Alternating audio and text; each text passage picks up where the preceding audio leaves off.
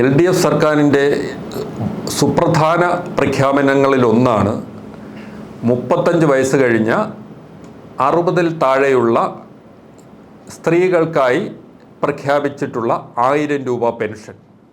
യഥാർത്ഥത്തിൽ വീട്ടമ്മമാർക്ക് പെൻഷൻ എന്നൊരു പ്രഖ്യാപനം കഴിഞ്ഞ പ്രകടന പത്രികയിൽ ഉണ്ടായിരുന്നു. അത് പ്രഖ്യാപനത്തിന് വേണ്ടിയുള്ള പ്രഖ്യാപനം എന്ന നിലയിലാണ് പലരും കണ്ടത്. കാരണം വീട്ടമ്മമാർക്ക് ഒരു പെൻഷൻ എന്ന് പുതുതായി ഏർപ്പെടുത്തുക എന്ന് പറയുമ്പോൾ അതിന് ഒരുപാട് നൂലാമലകളുണ്ട്. പക്ഷേ ഇത് ഞാൻ മനസ്സിലാക്കിയെടുത്തോളം ഇതിൽ വളരെ വ്യക്തമായ ഗൃഹപാഠം LDF ചെയ്തിട്ടുണ്ട്. കാരണം ധനമന്ത്രി KN ബാലഗോപാൽ പറഞ്ഞത് 30 ലക്ഷം വനിതകൾക്കാണ് 1000 രൂപ ഒരു മാസം എന്നുള്ള നിലയിൽ പ്രഖ്യാപനം കൊണ്ട് ഗുണമുണ്ടാക്കുന്നത് എന്നാണ്. അപ്പം 30 ലക്ഷം പേർക്കാണ് ഈ വീട്ടമ്മമാർക്ക് പെൻഷൻ എന്ന പദ്ധതിയിലൂടെ സർക്കാർ ആശ്വാസമാകാൻ പോകുന്നത്. അതായത് ഒരു വരുമാനവുമില്ലാത്ത 30 ലക്ഷം വനിതകളെ സർക്കാർ ചേർത്ത് പിടിക്കുന്നു. അത് ഉണ്ടാക്കുന്ന ഒരു സാമൂഹികമായ ഒരു മാറ്റം വളരെ വലുതാണ്. കാരണം ഇന്നലെ വരെ അവരുടെ കൈകളിലേക്ക് ഒരു വരുമാനവുമില്ല. അവർക്ക് ഒന്നുകിൽ കുടുംബനാഥൻ്റെ അല്ലെങ്കിൽ മക്കളുടെ അല്ലെങ്കിൽ അയൽക്കാരുടെയൊക്കെ തന്നെ മുന്നിൽ പല കാര്യങ്ങൾക്കും കൈനീട്ടേണ്ടി വരുന്ന വീട്ടമ്മയ്ക്ക് അല്ലെങ്കിൽ സ്ത്രീക്ക് അവരുടെ കയ്യിലേക്ക് പ്രതിമാസം 1000 രൂപ എത്തുകയാണ്. ഒരുപക്ഷെ കഴിഞ്ഞ സർക്കാരിൻ്റെ കാലത്ത് 1600 രൂപ പെൻഷൻ ലഭിച്ചതിലൂടെ 62 ലക്ഷം പേരിൽ വലിയൊരു പങ്ക് LDF സർക്കാരിനോട് ചേർന്ന് നിൽക്കുകയും അതൊരു തുടർഭരണത്തിൽ എത്തിക്കുകയും ചെയ്തതിന് സമാനമായ ഒരവസ്ഥ പുതിയ തീരുമാനത്തിലൂടെ പുതിയൊരു ഭരണ തുടർച്ചയിലേക്ക് LDF പ്രതീക്ഷിക്കുന്നതിന് കാരണമാവുന്നതും ഇതുതന്നെയാണ്. അതിനു പുറമെയാണ് വീട്ടമ്മമാരെ മാത്രമല്ല ഞങ്ങൾ യുവാക്കളെയും ചേർത്ത് നിർത്തുന്നു എന്ന് പറഞ്ഞുകൊണ്ട് 1000 രൂപയുടെ സ്കോളർഷിപ്പ് പ്രഖ്യാപിച്ചിട്ടുള്ളത്.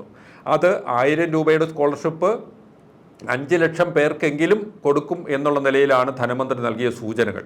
അങ്ങനെയാണെങ്കിൽ യുവാക്കൾ, വീട്ടമ്മമാർ ഈ 2 വിഭാഗങ്ങളിലുള്ള വലിയൊരു പങ്കിനെയാണ് LDF ചേർത്ത് പിടിക്കുന്നത്. ഇത് നമുക്ക് നേരത്തെ തന്നെ LDF ചേർത്ത് പിടിച്ച സാമൂഹിക സുരക്ഷാ പെൻഷൻ എന്ന് പറയുന്നത് 62 ലക്ഷം പേരാണ്. ഇത് 30 ലക്ഷം പേരെന്ന് പറയുമ്പോൾ അത് 92 ലക്ഷം പേര്. 5 ലക്ഷം പേരെന്ന് പറയുന്നത് സ്വാഭാവികമായിട്ടും യുവാക്കൾ എന്ന് വെച്ചാൽ ഏതാണ്ട് 1 കോടിയിലേറെ ആളുകളെ, അതായത് 3.5 കോടി ജനസംഖ്യയുള്ള കേരളത്തിൽ ഏതാണ്ട് വോട്ട് ചെയ്യാൻ അർഹതയുള്ളത് അതിൻ്റെ പകുതിയായിരിക്കെ ആ വോട്ട് ചെയ്യേണ്ടി വരുന്ന പകുതി വിഭാഗങ്ങളെയും സർക്കാരിൻ്റെ ആനുകൂല്യങ്ങൾ നേടുന്നവരായി മാറ്റുന്നു എന്നതാണ് ഈ പ്രഖ്യാപനത്തിൻ്റെ സവിശേഷത. അതിലൊരു വലിയ പങ്ക് LDFന് അനുകൂലമായി തിരിഞ്ഞാൽ സ്വാഭാവികമായും തുടർഭരണം എന്ന LDFൻ്റെ പ്രതീക്ഷയെ അത് വളരെ വലിയ വിജയമാക്കി മാറ്റും എന്ന ആ പ്രതീക്ഷ സഫലമാക്കി കൂടൊന്നുമില്ല. ഇതിൽ സ്വാഭാവികമായിട്ടും വരുന്ന ഒരു കാര്യം ഇതിനുള്ള സാമ്പത്തികം എങ്ങനെ കണ്ടെത്തും എന്നുള്ളതാണ്. നവംബറിലാണ് ഈ പ്രഖ്യാപനം യാഥാർത്ഥ്യമാവുമെന്ന് പറഞ്ഞിട്ടുള്ളത്. അപ്പോൾ ഡിസംബർ, ജനുവരി, ഫെബ്രുവരി, മാർച്ച്, ഏപ്രിൽ മാസങ്ങളിൽ ഇതെങ്ങനെ കൊടുക്കും എന്നുള്ളതാണ് സർക്കാരിന് മുന്നിലുള്ള വെല്ലുവിളി.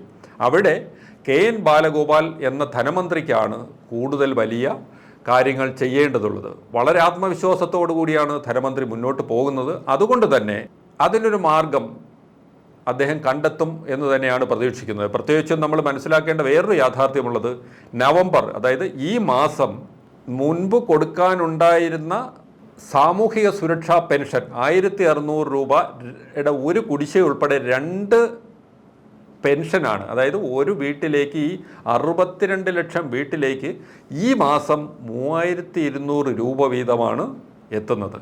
അപ്പോൾ അങ്ങനെ വരുമ്പോൾ ഈ തുകയ്ക്ക് പുറമെ ഈ വീടുകളിൽ തന്നെ പലരുടെയും വീടുകളിൽ സ്വാഭാവികമായിട്ടും വീട്ടമ്മമാർക്കുള്ള പെൻഷൻ എത്തും.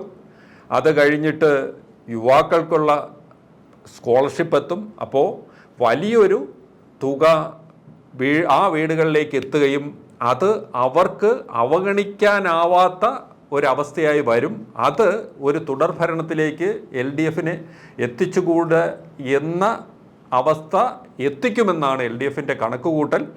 ആ കണക്കുകൂട്ടൽ യാഥാർത്ഥ്യമാകണമെങ്കിൽ അത് കൃത്യമായി വിതരണം ചെയ്യുന്നതിനുള്ള സംവിധാനം ഉണ്ടാവുക തന്നെ വേണം. ആ സംവിധാനം ഉണ്ടാക്കും എന്നുള്ളതാണ് എൽ ഡി എഫ് ഉറപ്പിച്ചു പറയുന്നത്.